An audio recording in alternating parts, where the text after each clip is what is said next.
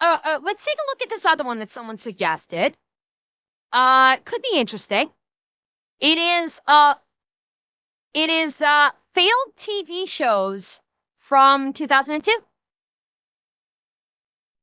So, I mean, this could be interesting. I don't actually remember too many TV shows from 2002.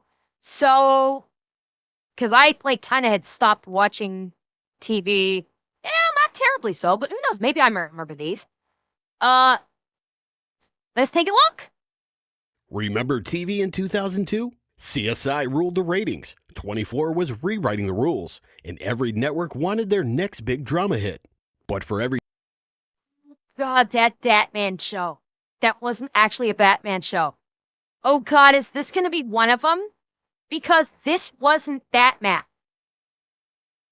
This show was Birds of Prey, not Batman. Oh, is that going to be on this list? Drama hit. But for every breakout success, there were shows that fizzled out almost instantly. Some with huge budgets, some with big-name stars, and some with premises so strange, you wonder how they got greenlit in the first place. In this video, we're digging up 10 forgotten dramas, action thrillers, and sci-fi misfires that aired in 2000. Oh, yes, Chris. Yeah, I'm not sure if it was 2002. Birds of Prey may have been several years later, but yeah, there was, it was kind of an Elseworlds. It was more like an Elseworlds. You had Barbara Gordon, who was still crippled from the Joker. She was in a wheelchair. She was functioning as Oracle, but she was an adult, and she was a teacher. She was kind of like her quote-unquote day job, but she was a teacher.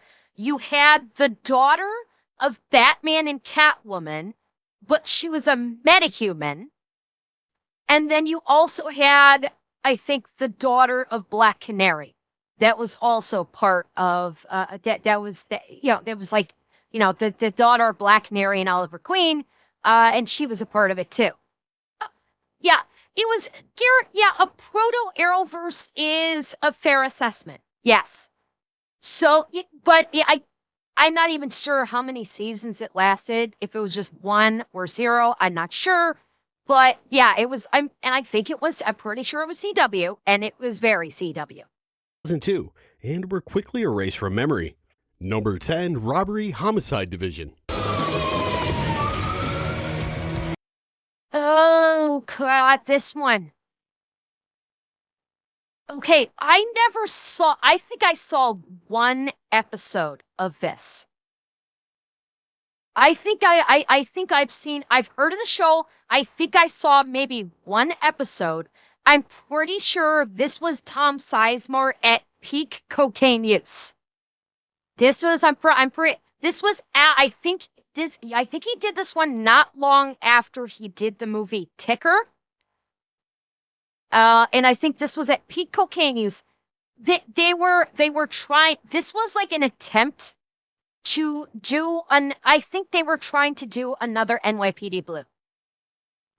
That is the feeling that I got, is that this was an attempt to basically, NYPD Blue, I think was, because NYPD Blue ended, wasn't it late 90s that NYPD Blue ended? And this was like early 2000s, so I think they were this was trying to be the next NYPD Blue.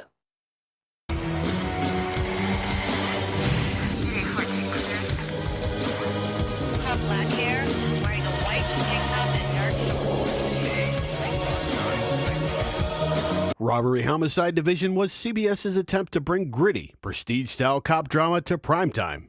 And it had all the right ingredients. It starred Tom Sizemore as Detective Sam Cole, a brooding, rule-breaking cop stalking the streets of late-night Los Angeles. They did. Tomorrow you are worth half of today. You're a commodity, baby, and the value of your ass is declining. The taxi meter running in reverse. Michael Mann, hot off of Heat and Ali, served as executive producer. And the whole thing was shot with his signature digital cinematography, giving it a slick, almost movie-like aesthetic. But all that style just couldn't save it. Only 13 episodes were produced and just 10 aired before CBS pulled the plug. Yeah. Critics praised the atmosphere and tone, but slammed the weak character development and sometimes nonsensical plots. What happened? Caught a stray. Didn't know he was shot. Does now. And it didn't help that Law & Order was dominating the ratings in the same time slot, and Robbery Homicide Division just couldn't compete. Then there was Tom Sizemore. Off camera, his well-documented personal issues became a real problem, and CBS reportedly lost patience.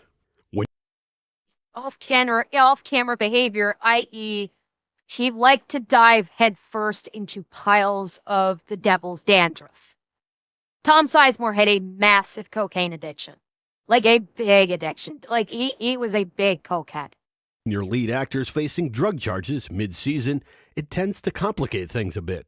Despite flashes of brilliance and Mann's trademark flair, the show faded quickly. Well, David, ironically enough, Tom Sizemore was in a movie with Seagal. That's what I was referencing, the movie Ticker. The movie Ticker, which came out probably not too long before this show came out, it starred Tom Sizemore with Steven Seagal in it.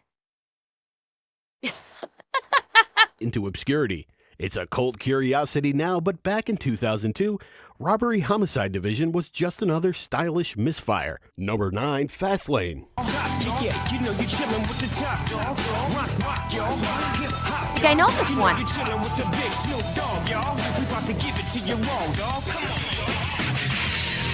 Fastlane was Fox's loud, glossy, neon-drenched attempt at capturing the MTV generation in primetime. Think Miami Vice for the Pimp My Ride era. The show followed two undercover cops, played by Peter Fasinelli and Bill Bellamy, working in a secretive task force called... God, wasn't Bill Bellamy like fucking... I've heard his name before. Wasn't he pretty fucking big like early 2000s?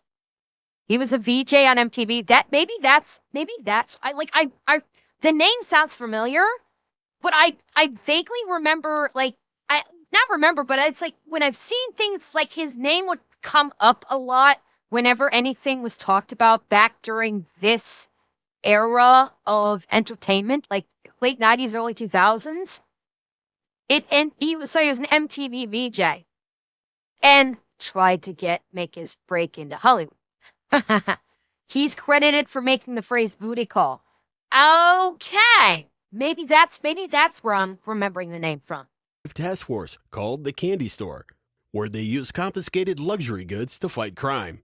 Guns, Lamborghinis, and penthouses. It was basically law enforcement by way of Maxim magazine. It looked amazing, and it should have. Each episode reportedly cost around $2.6 million, which was outrageous for the time.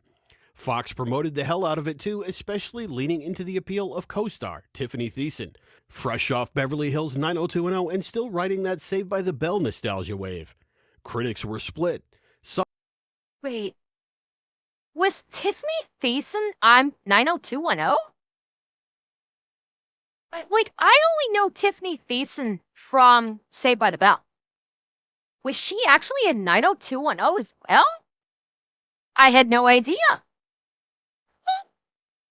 Right? Like, I know Tiffany Thiessen from two things. Well, she dropped the Amber part, Caucasian. She dropped the Amber part, like, probably not long after Saved by the Bell. She dropped the middle name. I'm familiar with her from two things. Saved by the Bell and Son-in-Law. She was like she was in Son-in-Law as well.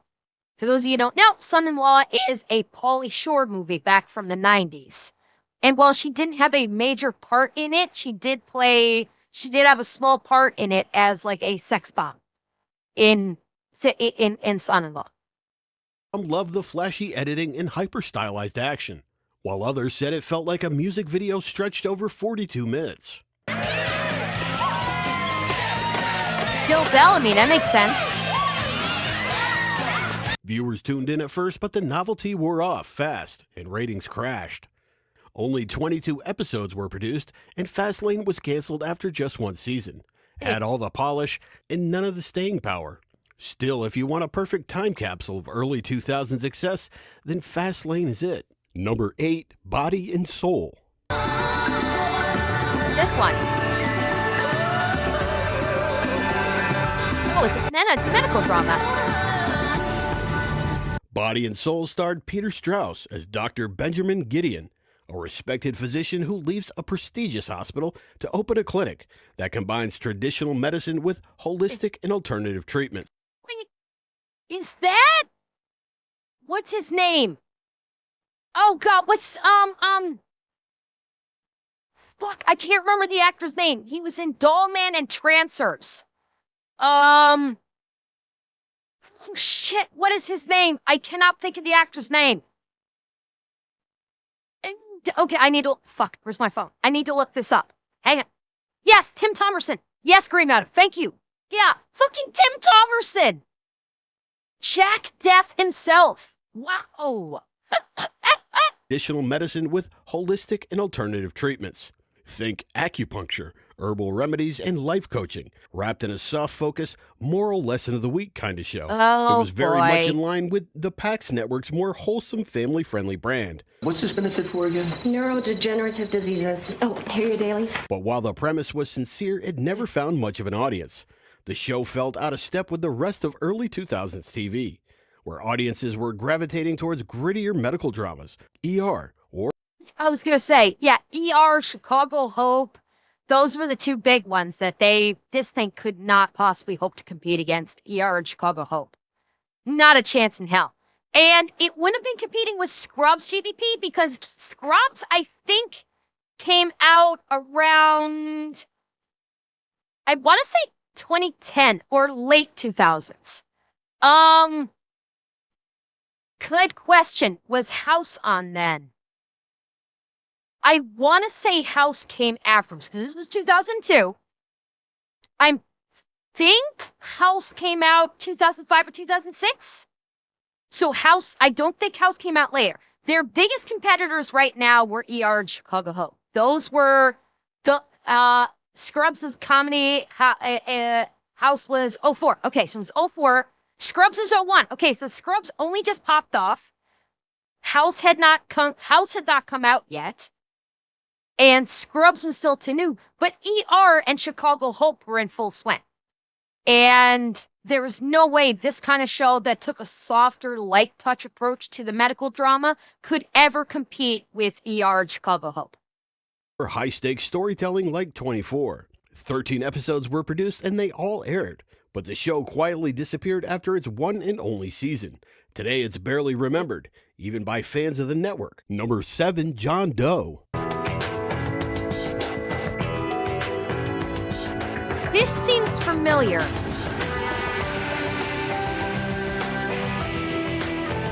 John Doe Why does- opened with a hook that seemed tailor-made for 2002 TV. A naked man wakes up on an island near Seattle with no No. A naked Dominic Purcell. memory of who he is, but he somehow knows everything else. Every language, every historical fact, every obscure trivia answer, just not his own name. Ask me a question. Hey, It's an experiment. Holy crap. Look at how young he is. Look at how young this man is. Holy shit. I don't know if it's Steve Buscemi's sister. I'm looking at Dominic Purcell. Dominic Purcell, you guys might know him from more recently. He did Prison Break. He was in Legends of Tomorrow. He was Captain Cold from Legends of Tomorrow. He's gotten big. He got big. And look at how baby-faced he is. Holy cow. okay. What's your name? Not that one, something else. Dominic Purcell, before his Prison Break fame, starred as the title character, and the show leaned hard into a post-X-Files Mystery of the Week formula, while teasing out a larger conspiracy arc about his identity. Fox pushed it heavily, and the premise definitely got people talking. The problem, it had no real plan. John Doe dangled endless questions, but offered almost no answers. Viewers started bailing once they realized the mystery box might be empty, or worse, that the writers were still figuring it out as they went.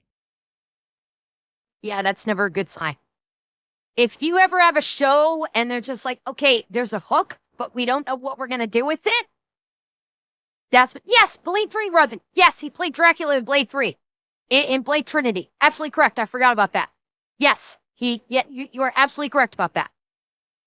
21 episodes were produced and the show was canceled after one season, ending on a massive cliffhanger that's never been resolved. To this day, no official many shows explanation do for that. John's origin was ever revealed. It's become one of those classic early 2000s what-if shows. Intriguing, stylish, but ultimately frustrating. And now it lives on in forums, Reddit threads. He wasn't Captain Cold. No, Hunter, you're right. You're right. I'm confusing it with his Prison Break co-star. Who was he in Legends of Tomorrow? Heatwave. Thank you, Wombat. Thank you. Yeah. I'm mixing up Dominic Purcell and his Prison Break co-star, who played Captain Cold. This is funny. They're both in Legends of Tomorrow, and they were both in Prison Break. And YouTube comments from fans still hoping for closure. Over 2 decades later. Number 6, Haunted.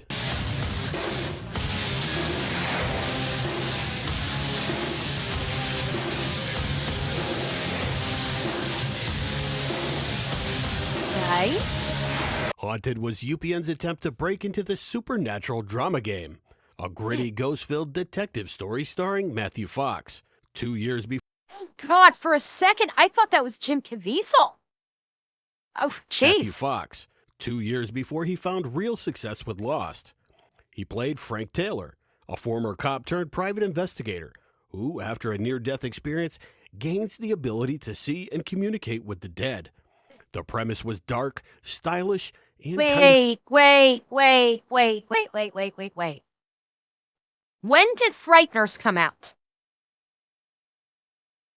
Does anybody know when Frighteners came out? That was 90s, wasn't it? Why do I have a feeling that they basically took the concept of Frighteners? Yeah, the movie The Frighteners, 96? Yeah, why do I have a feeling they did, and Yard Dog with Yu Yu Hakusho? Why do I have a feeling that the writers saw Yu Yu Hakusho and The Frighteners and said, let's make a gritty detective movie with that guy. Let's make a modern gritty detective movie based on that. Uh-huh. Yeah, it has. For God's sake, they did this with, what's the Jennifer Love Hewitt show? There was the Jennifer Love Hewitt show where she wasn't a detective, but she could speak with ghosts. What was that show? Oh, God, I can't remember it. Ghost Whisperer. Yes, Ghost Whisperer. Thank you, Wombat. Yeah. But Ghost Whisperer, I don't know if it came out before or after this one now. Cool. Frank used his ghostly encounters to help solve crimes and dig into his own tragic past, especially the disappearance of his own son. But despite its atmosphere and Fox's solid performance, the show just couldn't hold on. Only 11 episodes were produced, and UPN pulled the plug after airing just 7 of those. Critics said it took itself too seriously, and the pacing could drag. Viewers were probably expecting more action, less brooding. Still, Haunted has its fans, especially in retrospect, now that Matthew Fox has become a household name. It's one of those shows that feels like a dry run for something better, which in this case it kinda was. Number 5, Girls Club.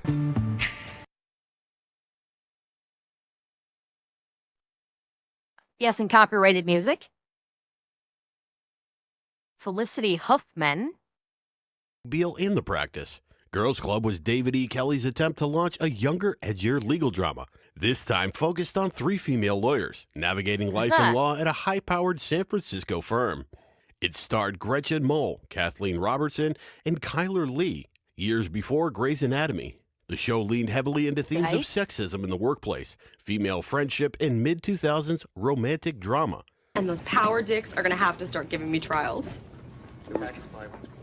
Is that what you call us? Power dicks? Oh, only the men. Do I have a nickname, Miss Foles?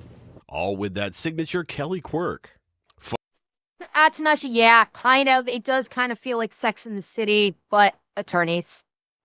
I mean, well, Pepe, like this was 2002. So the quote unquote girl bossing wasn't as egregious back in 2002 as it is today. Remember, this is 23 fucking years ago. Sexism was a thing back in 2002. And this, like, the idea of the girl boss, like the idea of the girl boss lawyer in 2002 was a legit hook back then. It actually was a legit hook because in 2002 there was legit sexism that took place in what was traditionally considered a male-dominated occupation. Things have obviously changed dramatically nearly 25 years later. And now, if they were to make this kind of girl boss thing today, it would be wokeified to shit. But in 2002, it actually made sense and it worked. Fox hyped it up big time, but here's the thing. It never had a chance. Critics were brutal. The dialogue was clunky, the tone was confused, and it lacked the sharp writing that made Ally McBeal a hit. One reviewer called it law firm cosplay for CW viewers. Whoa. Can I ask you something? How is it? What?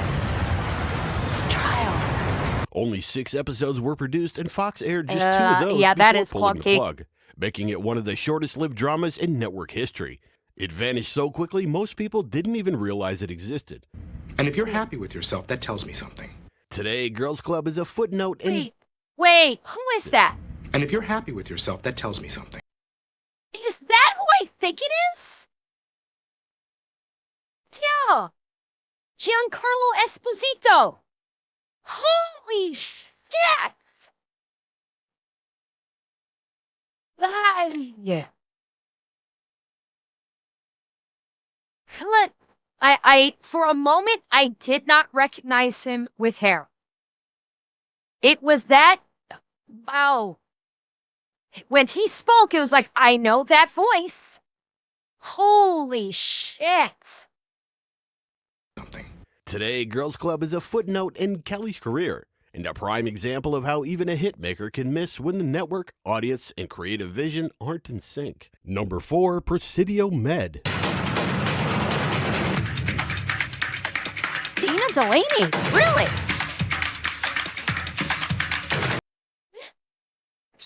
Reaction?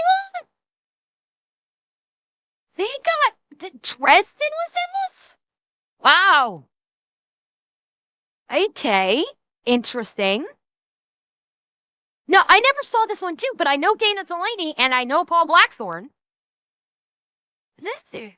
And yeah, well, and the reason why Caucasian, why you're saying like another doctor show is because again, this is the time when ER and Chicago Hope were big programs. ER especially was one of the most watched network shows. Scrubs had just come into the play. People were really liking Scrubs, even though it was a comedy.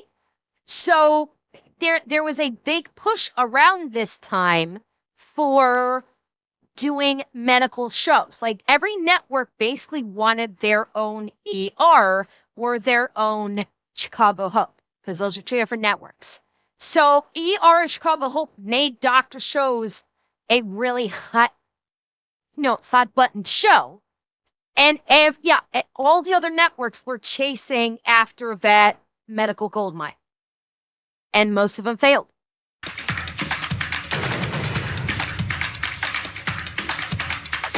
Presidio Med was a medical drama set. Sasha Alexandra? What? Hey. Okay, they had some names in this one. Holy hell.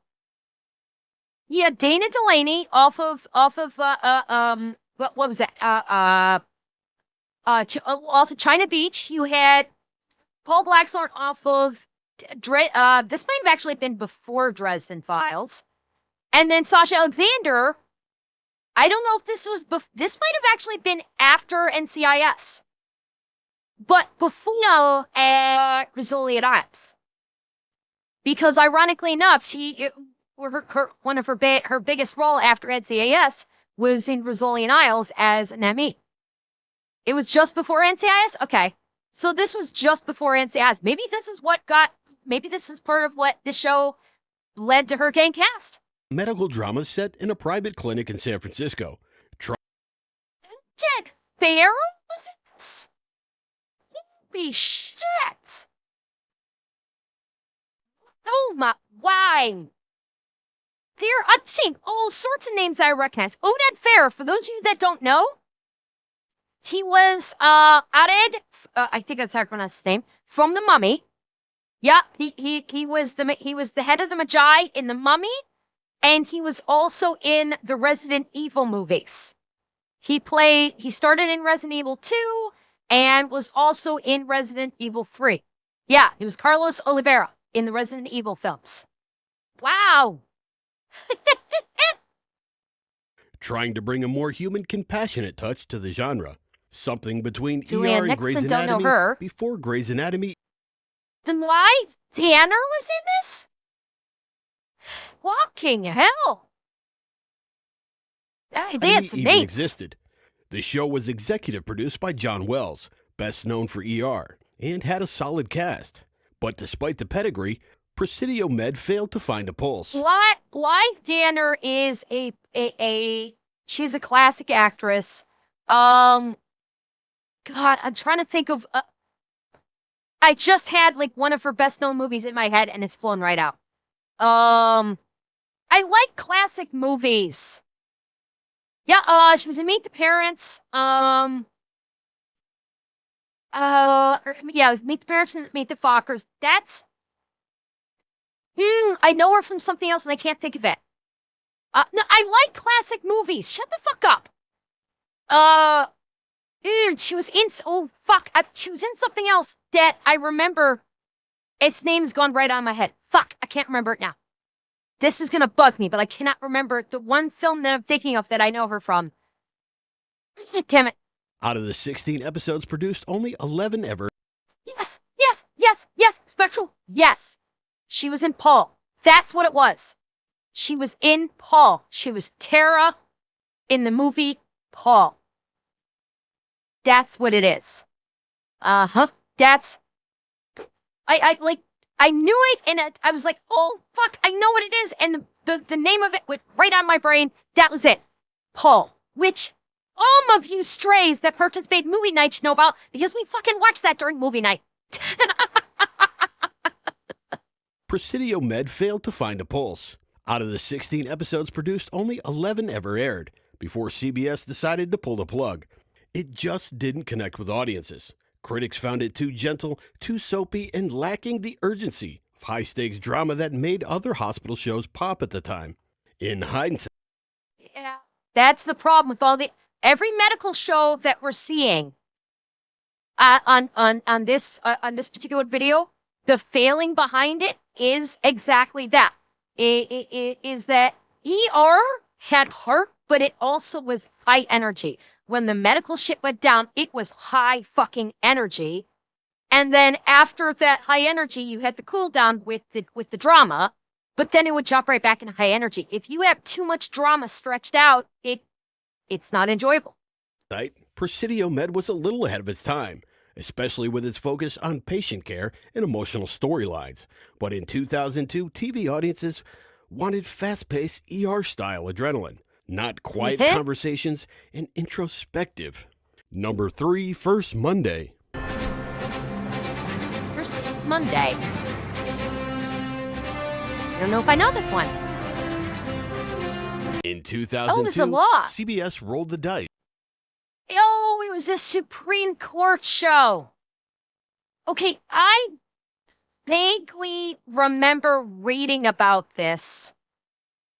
I vaguely remember reading about this in some article, that it's more than a legal drama. It was about the Supreme Court. It was supposed to be the Supreme Court, with making judgments over cases and how the Supreme Court justices, I guess, rationalized it or took in the evidence and tried to figure things out, et cetera, et cetera. On a political legal drama set inside the highest court in the land, the U.S. Supreme Court. First Monday star James Look. James motherfucking Gardner was in this? That is some motherfucking star power right there. Holy shit.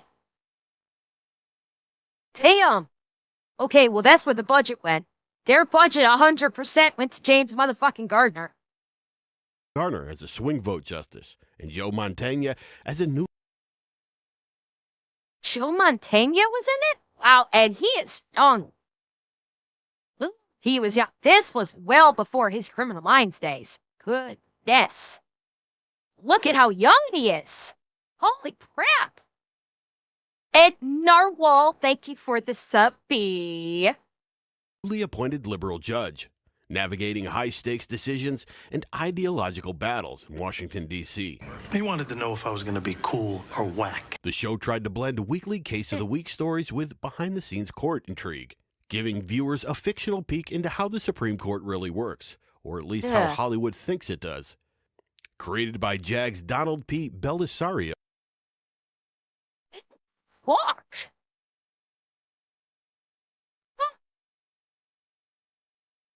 Please, he created this. That makes a lot of sense. He'd already done JAG by this point, so it makes sense that he would make another legal drama. Oh yeah, Don Bellisario's got some serious bangers. Yeah, he's got JAG, which spun off in NCIS, which spun into NCIS Los Angeles, which spun off into NCIS New Orleans, which has since spun off into, I think it was an overseas NCIS Agent Afloat, which is since spun off into the NCIS Origin Show for Dims. I mean, yeah, he's put out, Donald P. Bellisario has put out some bangers. Bellisario, First Monday was clearly aiming for gravitas. But despite a heavyweight cast and timely issues, the show just couldn't connect. Critics said it lacked the punch and drama of shows like The West Wing, and viewers didn't exactly flock to legal philosophy debates and robe-clad bickering. What report was she looking for? I doubt you have it, Julian. Well, I'm not checking for me. Chief Justice wants to know. CBS pulled the plug after just Hawaii? 13 Okay. episodes. It quietly disappeared. Likely because Supreme Court justices don't make for the most thrilling protagonists, no matter how many walk and talks you squeeze in. Number 2, MDs. Another medical show. Yeah, you're right. And now we have NCIS Tony and Ziva coming out. Yeah, we do.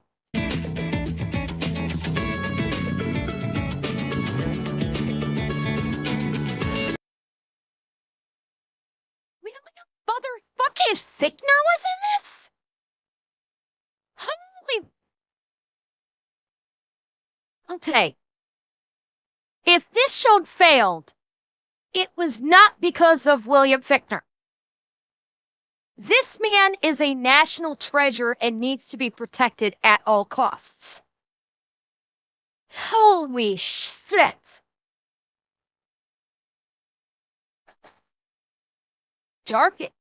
Was he in Dark Knight?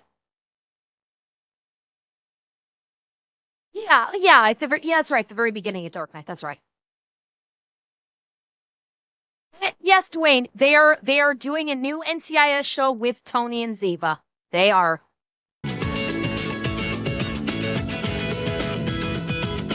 MDs was ABC's short-lived answer to ER and Scrubs. I want this show to be completely different.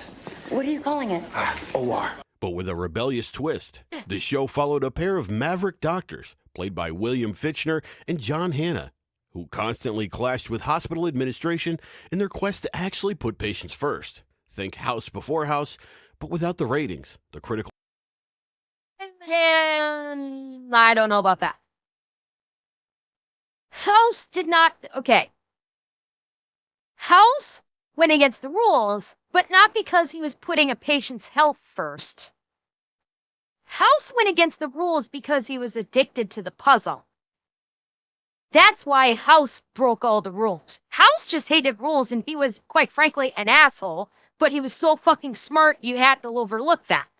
He was a mad scientist that basically was addicted to solving the puzzle of his cases. He didn't give a fuck about his patients. Praise or Hugh Laurie. Set in a fictional hospital called Wisdom Memorial, MDs aim to explore the ethics of modern medicine, corporate interference in healthcare, and tension between idealism and bureaucracy. And while the premise had potential, the execution was chaotic, swinging wildly between drama and comedy without committing to either tone. Oh, hey. Let me buy you breakfast. Just took out my stomach. Another time then. 13 episodes were produced, but only 8 made it to air Yay. before ABC pulled the plug. Behind the scenes, the show had a rough time. Multiple retoolings, title changes, and creative disagreements reportedly plagued production. Despite the talent involved and the always watchable Fitchner, MDs never found its rhythm or its audience. It's one of those shows that feels like it should have worked, but never quite got the right diagnosis. Number 1, Birds of Prey. Called it. Fucking called it. This is what I was talking about, chat. Right at the intro of this video, when they showed Batman, this was it. Coming off the success of... And by the way, I have managed to catch 1 or 2 of these episodes. It was not good. It wasn't. And yes, Dina Meyer was a good choice for Barbara Gordon. Dina Meyer abso-fucking-lutely had the look, and she had the demeanor for it. No, rather not the crappy Margot Robbie movie. This was pre-crappy Margot Robbie movie. This was a TV show. This is the one I was describing at the beginning of this video, where you have Dina Meyer playing Barbara Gordon as an adult, still paralyzed from the Joker, functioning as Oracle. You had, I think it was Amanda Seyfried, if I'm remembering correctly. Amanda Seyfried played the daughter of Black Canary. And I forget who played Selena and Bruce's daughter. But she was like, it centered around her. It centered around Selena and Bruce's daughter, who is like a metahuman in this one. It's what the show tried to do is it basically tried to do Dark Angel. It basically used it tried to do a DC version of Dark Angel. And didn't do very well with it. Ashley Scott. I'm trying to remember if I know Ashley Scott from something.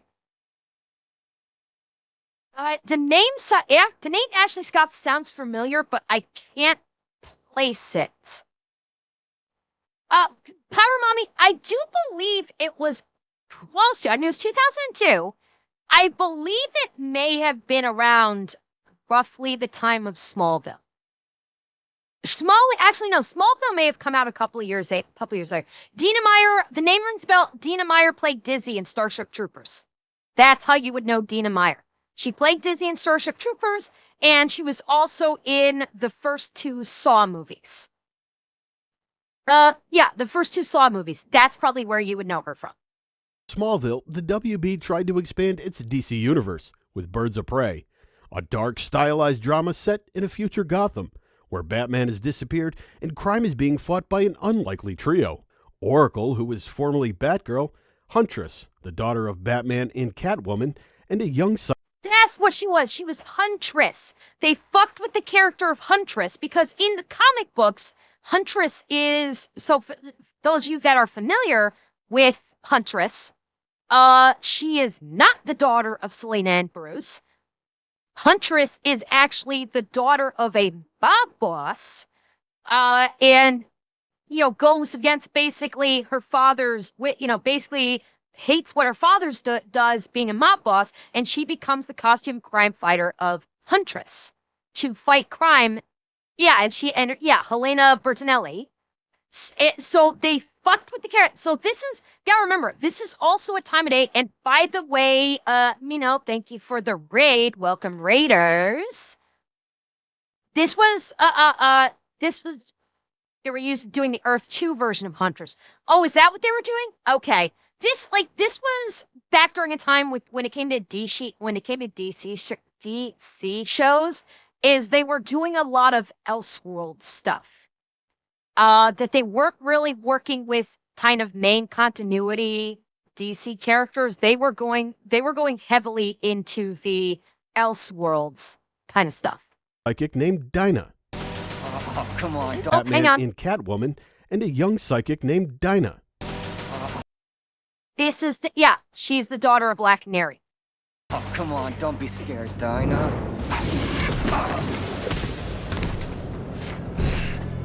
On paper, it sounds like a hit. What's that? Hold up. Is that who I think it is? Yeah, Aquatic. I was thinking the same thing. Is that Aaron Paul? Catwoman, and a young psychic named Dinah. Oh, come on. Don't be scared, Dinah. It is. Oh, now we know where Jesse got his fucking start before he ran into Walt.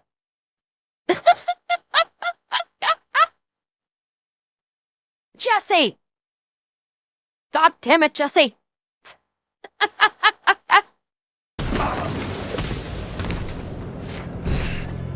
On paper, it sounds like a hit. He should And add some honestly, blue the sky show with had them. lots of potential. It looked great and felt cinematic at times, but Birds of Prey flew into some major turbulence. And that's Selena and Bruce's daughter. She was the main character. Dinah and Barbara were like side characters. She was 100% the main character. 13 episodes were produced, but WB pulled the plug before the season even finished. Critics knocked it for stiff dialogue, clunky storytelling, and Oh, that's right. And that's right. I forgot about that. What's her name? Is it Mia Sorvino? I think. I could be mistaken. I think this is Mia Sorvino. You guys might remember from Ferris Bueller fame. She played Sloane from Ferris Bueller. I believe the actress's name is Mia Sorvino. She played Sloane from Ferris Bueller. That's what she's best known for. She plays Harley Quinn, who is in charge of and in this, she's in charge of Arkham, but this is Harleen Quinzel. That's who she plays in this show, is Harleen Quinzel. storytelling and inconsistent tone. That's why we brought him to you, Dr. Quinzel. Oh, shit! Oh my god, it's fucking Derek Morgan? I forget the actor's name. This is motherfucking Derek Morgan from Criminal Minds! Holy shit! Oh my god, I'm recognizing so many fucking people in these shows!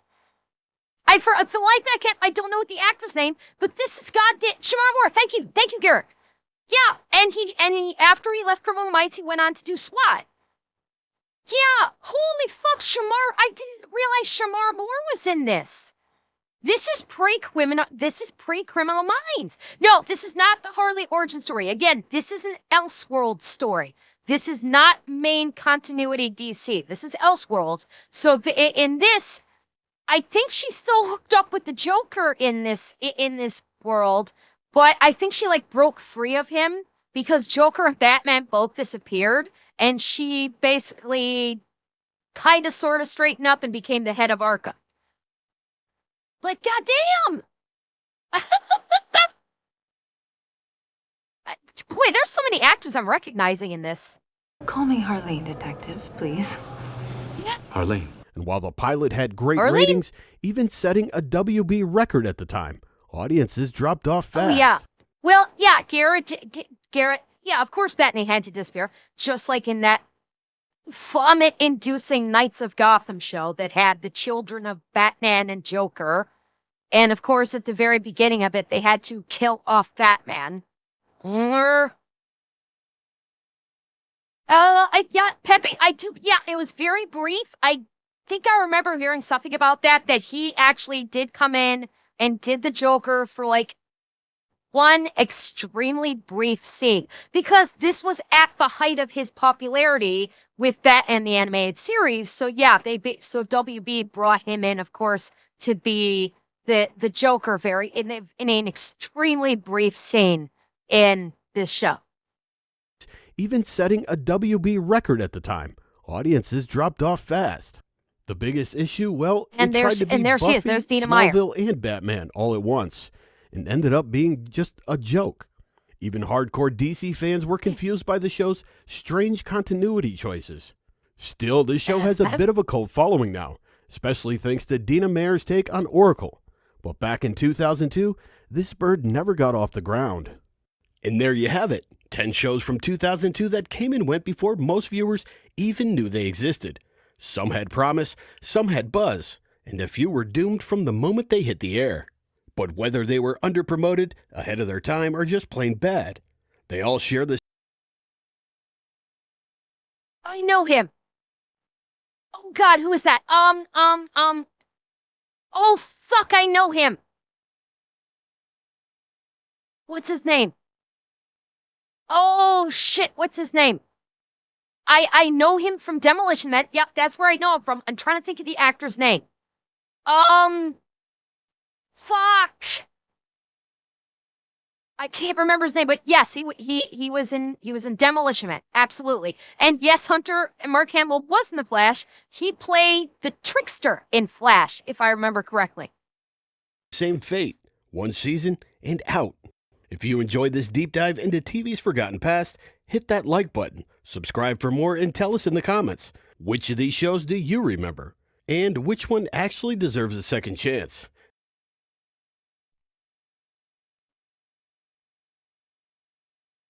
That was fun. Oh, I fucking love that. Well, I love stuff like that, seeing like old school movies and TV shows. That was so much goddamn fun. Oh, I loved it.